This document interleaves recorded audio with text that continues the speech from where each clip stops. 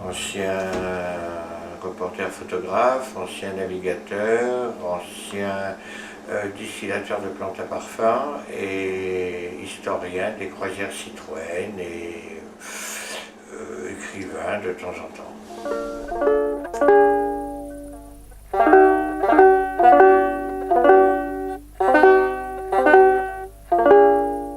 Un copain nous dit, écoutez, il y a un gars à Paris que j'ai rencontré, un explorateur, entre guillemets, qui voudrait bien, il fait des conférences à connaissance du monde, il voudrait bien aller à l'île de Pâques. L'île de Pâques, à cette époque-là, c'était une des îles les plus isolées du monde, et il y avait un bateau par an, donc c'était pas pratique pour aller faire une étude des statues. Cet explorateur, avec sa femme qui était tahitienne, me proposait de l'emmener là-bas et de payer le voyage. Et ensuite, ça devait durer à peu près 2 ans. Nous, ravis. Plein de boulot, plein d'interviews, l'explorateur expliquant comment lui, sa femme qui parlait le tahitien ancien, pouvaient retrouver les archives, les récits des anciens à l'île de Pâques et donc éclairer enfin les mystères des statues qui s'étaient déplacées plus ou moins toutes seules.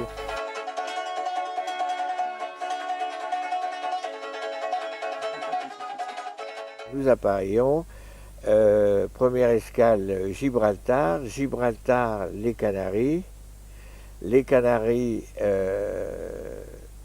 la Guyane, les îles du Salut, les Antilles Curaçao, on est allé en Guadeloupe, Curaçao, Panama. On a un pilote américain qui monte à bord, très, très professionnel. Il me dit, bon, demain matin, telle heure, départ à telle heure demain matin. Et puis c'était à la minute près. Hein. Et donc on bavarde un moment, il me dit, mais vous ressemblez à un acteur de cinéma français. Alors je cherchais désespérément à quel acteur de cinéma je pouvais bien ressembler. C'était l'époque où il y avait Daniel Gélin, Gérard Philippe, des acteurs, tu sais. Et d'un seul coup, il me dit, oh yes, Fernandel. Nous passons Panama, sans problème. C'est une balade extraordinaire à travers des îles.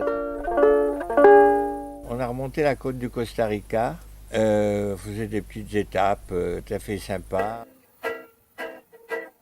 Nous sommes allés à l'île Coco, l'île au trésor, qui abriterait l'or et les résultats du pillage de la ville de Panama, qui avait été faite par des corsaires. Donc on n'a pas trouvé le trésor, on est reparti sur les îles Galapagos. On est resté 3 jours dans une petite île écartée, juste le temps de filmer les pingouins, les lions de mer, les otaries, les tas d'oiseaux. C'était un coin absolu. Les tortues énormes, gigantesques.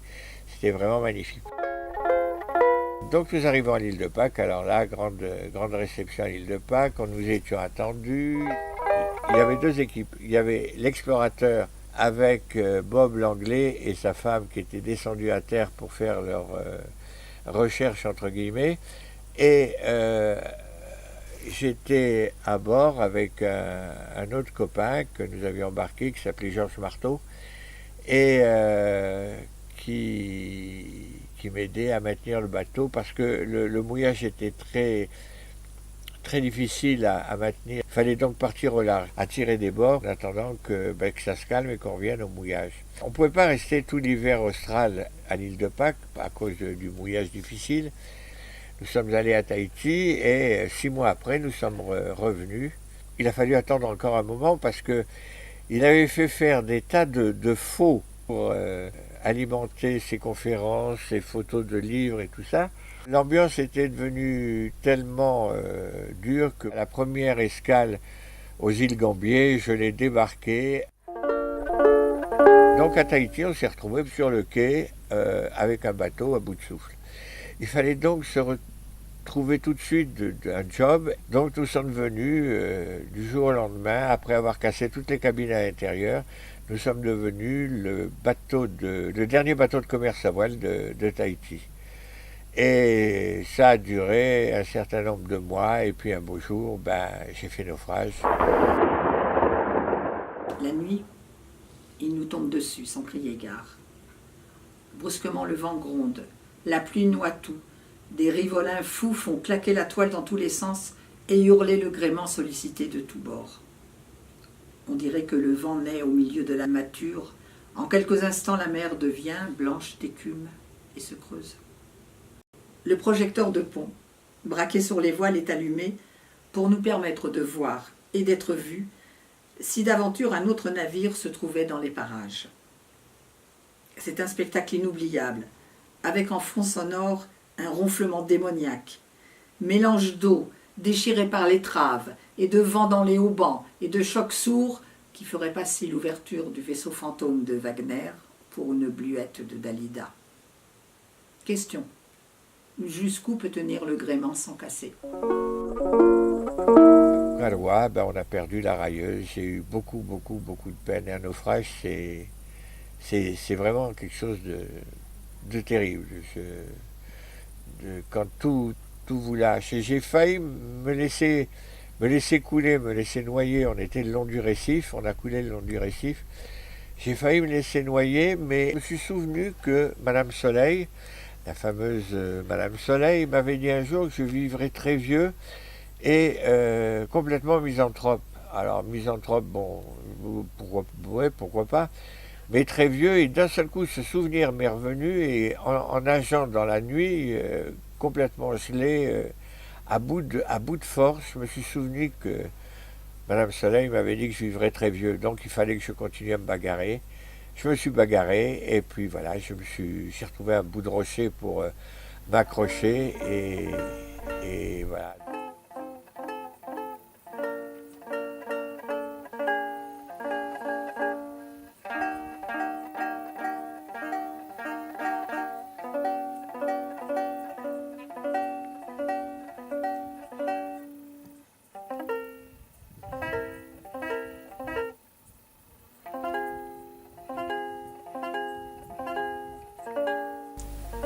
On aurait mérité un Blue Lagoon, non?